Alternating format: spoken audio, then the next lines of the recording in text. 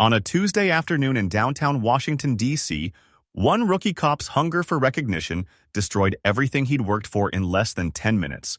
Officer Raymond Sanders didn't just lose his badge that day. He lost his future, his savings, and any chance of redemption in law enforcement. All because he refused to listen to the one person who could end his career with a single phone call. What Raymond did to the woman in that silver Toyota Yaris wasn't just a mistake.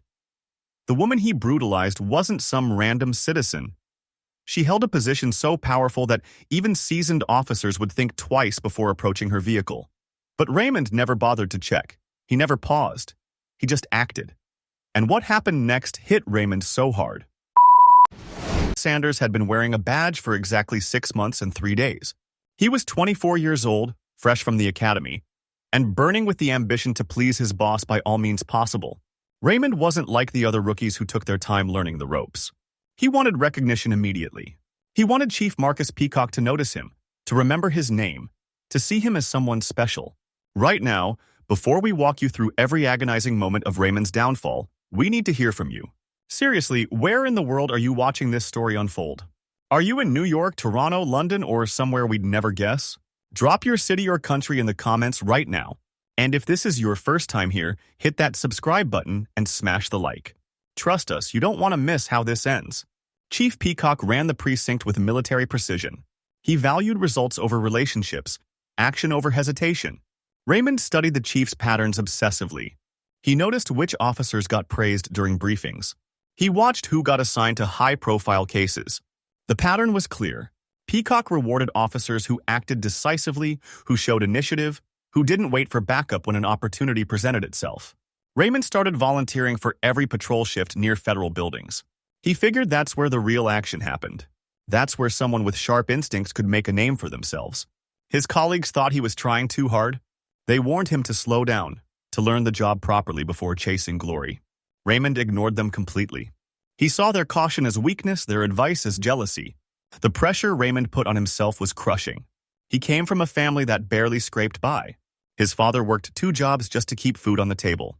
Raymond's police salary was supposed to change everything for his family. But a regular salary wasn't enough for him. He wanted promotions, commendations, the kind of career trajectory that would make his father proud and his mother stop worrying about bills. Every morning, Raymond stared at himself in the mirror and repeated the same phrase. Today would be the day Chief Peacock finally noticed him. Today would be the day he proved he belonged among the best. He had no idea how tragically that wish would come true. But Raymond's desperation was about to lead him somewhere dark, somewhere he couldn't come back from. Tuesday started like any other shift for Raymond. He clocked in at 7 in the morning, grabbed his assignment sheet, and headed straight for his patrol route near the federal building on Constitution Avenue. The area was always busy with government workers, tourists, and the occasional protest group. Raymond loved it there. He felt important just being in proximity to power. Around 2 in the afternoon, Raymond noticed something unusual. A silver Toyota Yaris with heavily tinted windows had been parked in a loading zone for nearly 20 minutes. The vehicle was positioned awkwardly, taking up more space than necessary, partially blocking the building entrance. Raymond circled the block twice, keeping his eyes on the car. Nobody got out. Nobody approached it. The engine wasn't running, but someone was definitely inside. Raymond's pulse quickened. This was exactly the kind of situation Chief Peacock talked about in briefings.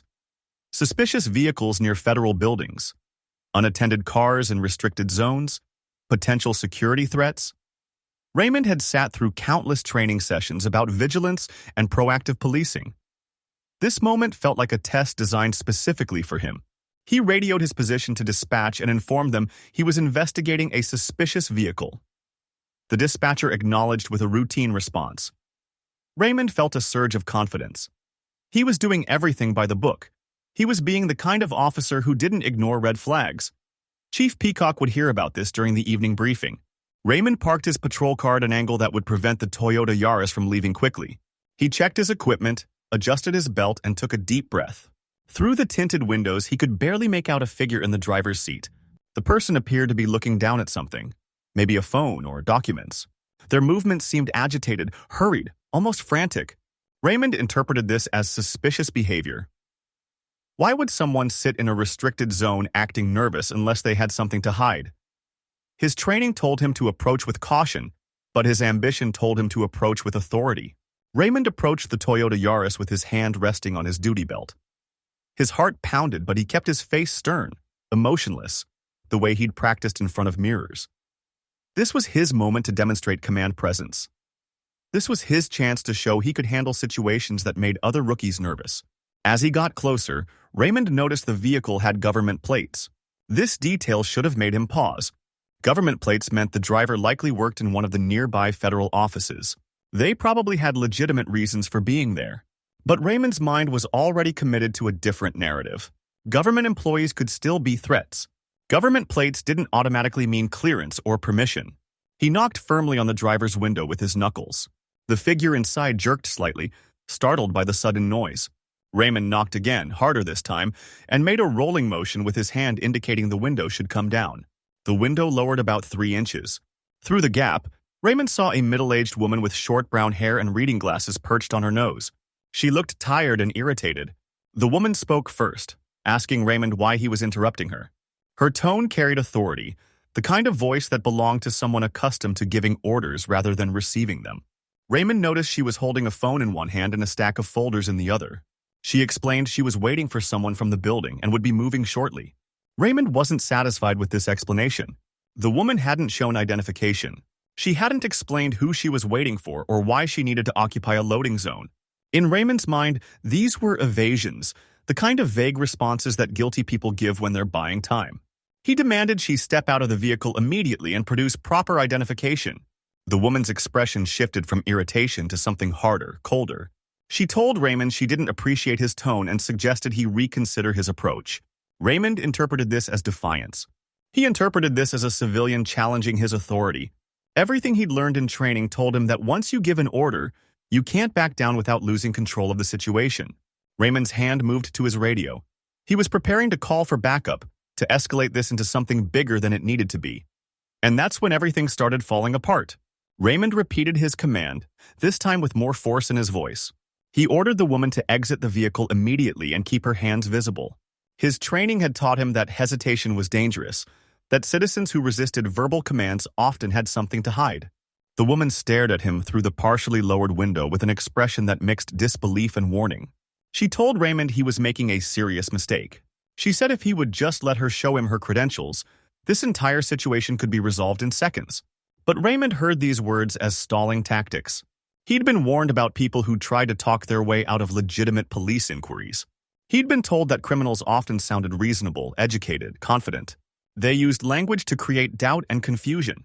Raymond opened the car door himself and ordered the woman out with his hand positioned near his weapon. The woman slowly gathered her belongings and stepped out of the car. She was shorter than Raymond expected, maybe 5'4", wearing a dark blazer and professional slacks. She looked like any other federal employee finishing a long day at the office. But Raymond couldn't see past his own narrative. He saw a suspicious person who refused to comply with lawful orders. The woman stood beside her vehicle and calmly stated her name, Jessica Elkins. She said it clearly, slowly, as if giving Raymond one final opportunity to recognize the weight of that name. Raymond showed no reaction. The name meant nothing to him.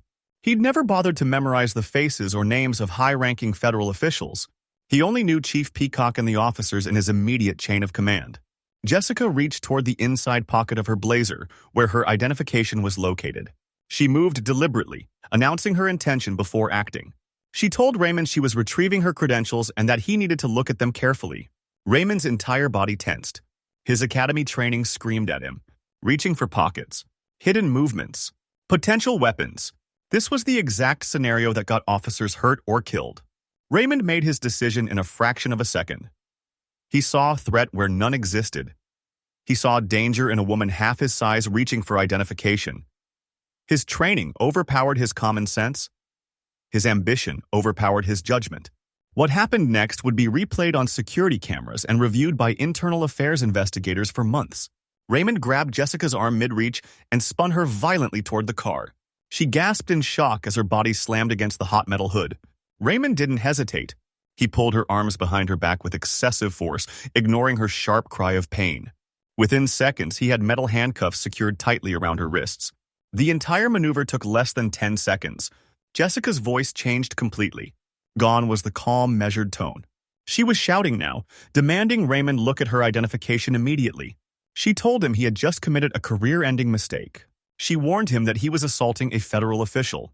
Raymond heard the words but processed them as typical resistance. People always claimed importance when they got caught. They always threatened consequences. They always said the officer would regret their actions. Raymond pressed Jessica harder against the hood and told her to stop resisting. She wasn't resisting. She was simply trying to turn her head to look at him, trying to make eye contact, trying to break through the wall of procedure and protocol he'd built around himself. But Raymond had committed to this path. His ego wouldn't allow him to second-guess his actions now. Backing down would make him look weak, uncertain, exactly what Chief Peacock despised in officers. Several federal employees emerged from the building entrance, drawn by the commotion. They stood at a distance, watching with expressions that ranged from confusion to horror. Some pulled out their phones and started recording. Raymond noticed the growing crowd but interpreted it as validation. He was doing his job. He was handling a situation. These bystanders would see a young officer taking decisive action.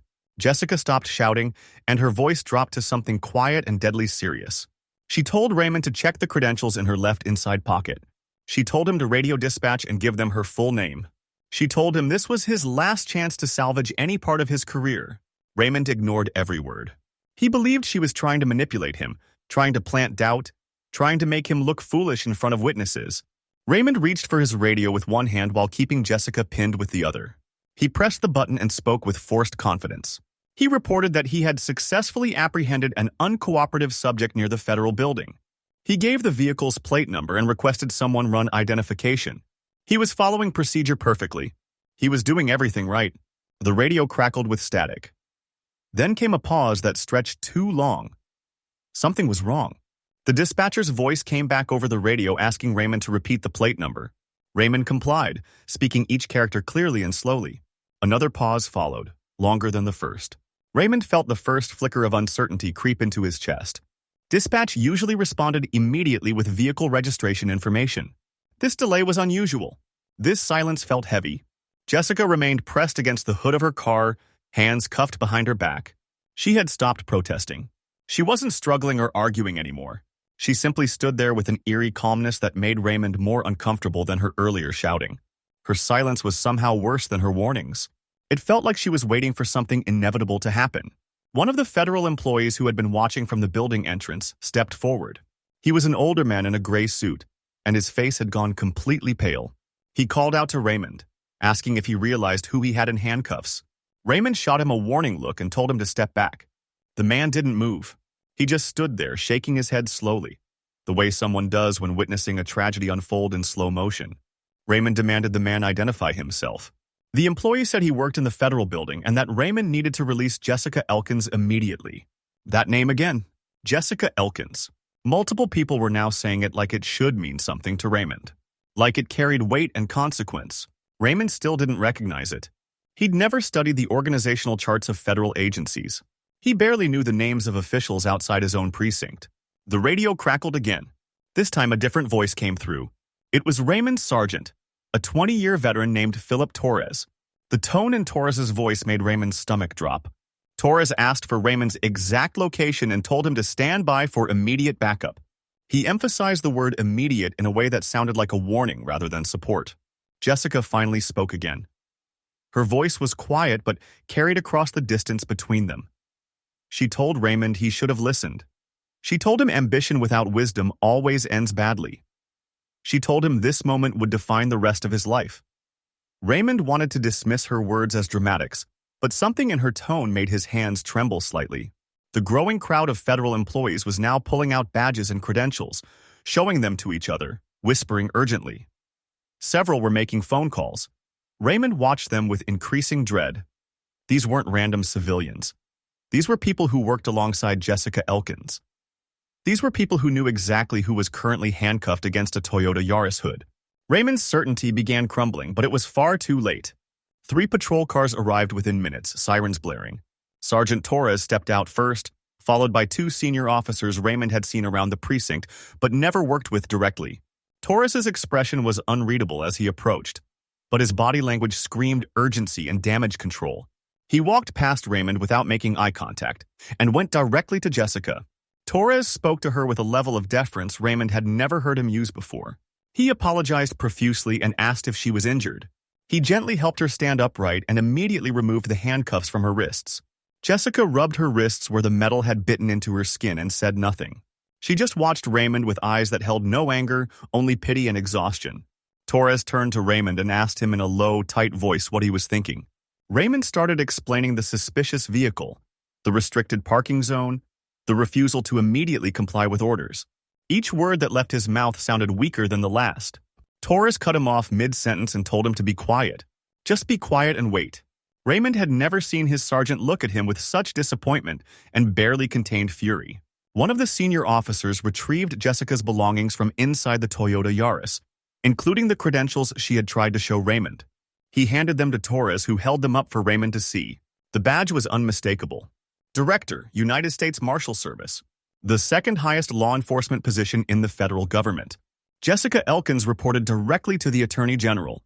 She commanded thousands of federal agents. She had authority that made Raymond's badge look like a toy. Raymond's vision blurred. His knees felt weak. He had just handcuffed and physically assaulted one of the most powerful law enforcement officials in the country. He had ignored her warnings, dismissed her identification attempts, and treated her like a common criminal. Every excuse he'd built in his mind collapsed instantly. There was no justification. There was no procedure that covered this level of catastrophic judgment. Jessica finally spoke to Torres. She asked if this officer had been properly trained. She asked if he understood the basics of identifying federal officials. She asked if the precinct made a habit of hiring people who acted first and thought never. Torres had no answers. He could only apologize again and assure her this would be handled with maximum severity. Raymond wanted to apologize. He wanted to explain that he was just trying to do his job, that he didn't know, that this was a terrible misunderstanding. But the words died in his throat. Jessica looked at him once more and shook her head. She told Torres she wanted a full incident report on her desk by morning, and that she expected appropriate consequences. Then she got back into her car and drove away. The moment her car disappeared around the corner, Torres turned on Raymond with barely controlled rage. Everything Raymond had worked for was about to be torn apart. Torres ordered Raymond to surrender his badge and weapon immediately. Raymond's hands shook as he unclipped his badge from his belt and removed his service weapon from its holster. Torres took both items without a word and handed them to one of the senior officers. Raymond stood there feeling naked, exposed, like someone had stripped away his entire identity in seconds. The ride back to the precinct happened in complete silence. Raymond sat in the back of Torres's patrol car like a criminal. Other officers stared as they walked through the station. Word had already spread. Everyone knew what he'd done. Raymond could see the mixture of shock and secondhand embarrassment on their faces. Some looked away quickly. Others whispered to each other as he passed. Chief Peacock was waiting in his office. The meeting lasted less than 5 minutes. Peacock didn't yell or lecture. He simply stated facts in a cold, detached voice. Raymond had assaulted a federal official. He had ignored multiple warnings and opportunities to verify identification. He had created a massive liability for the department and embarrassed the entire precinct. There would be an internal investigation, but the outcome was already decided. Raymond was suspended immediately pending termination proceedings. Peacock made it clear this wasn't negotiable. The U.S. Marshals Service was demanding accountability. The mayor's office had already been contacted. News outlets would have the story by tomorrow morning. Raymond's career in law enforcement was over before it truly began. Peacock told him to clean out his locker and leave the building. Raymond walked through the precinct one final time, past officers who had once been colleagues. Nobody spoke to him. Nobody offered sympathy or support. He was radioactive now, a cautionary tale that would be told to future rookies about what happens when ambition overrides common sense. He packed his personal belongings into a cardboard box and walked out through the same doors he'd entered 6 months earlier, full of hope and determination. The legal consequences came swiftly. Jessica Elkins filed a formal complaint that triggered a federal investigation into Raymond's conduct. The Department of Justice reviewed security footage from multiple angles showing the entire incident. Raymond's excessive force, his refusal to check credentials, his dismissal of warnings from bystanders, everything was documented in painful detail.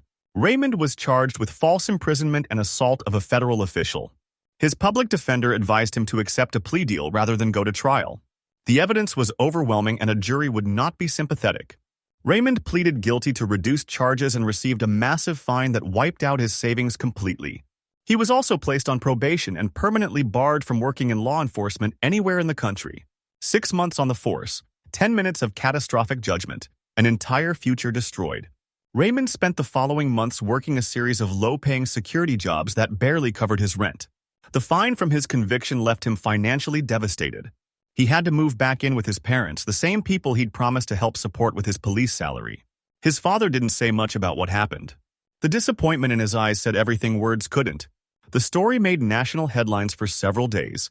News outlets used Raymond as an example of poor police training and reckless behavior. Legal commentators debated whether his punishment was sufficient. Civil rights groups pointed to his case as evidence of officers who act without accountability. Raymond's name became permanently linked to one of the most embarrassing incidents in recent law enforcement history.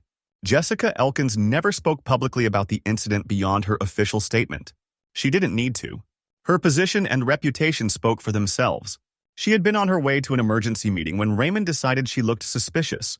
She had been reviewing classified documents in her vehicle while waiting for her security detail.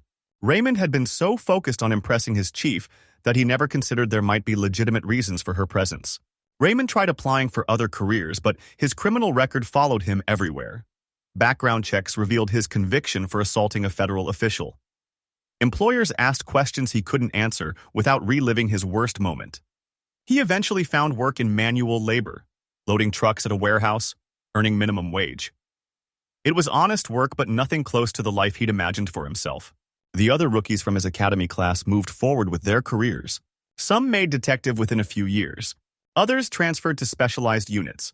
They appeared in department photos and received commendations. Raymond watched their progress through social media, each promotion a reminder of what he'd thrown away. His former colleagues never reached out. He had become invisible to the law enforcement community. Raymond thought about that Tuesday afternoon constantly. He replayed the moment he grabbed Jessica's arm, the moment he ignored her warnings, the moment he chose ego over wisdom. If he had simply asked to see her credentials first, if he had radioed dispatch with her name before approaching, if he had treated her with basic respect instead of viewing her as an opportunity for recognition, any of those choices would have saved his career. But Raymond had been so desperate to impress Chief Peacock that he'd stopped thinking clearly. He'd confused aggression with competence. He'd mistaken rashness for decisiveness. And he'd paid a price that would follow him for the rest of his life. Justice in Raymond's case came swiftly and completely.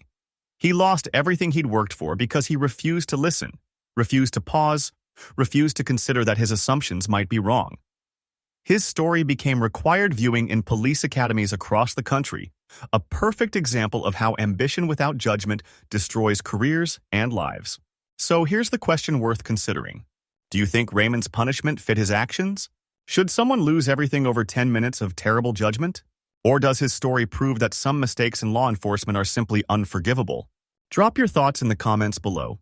And if this story made you think twice about the consequences of blind ambition, hit that like button and subscribe for more true stories that reveal hard truths about justice, power, and human nature. Thanks for watching.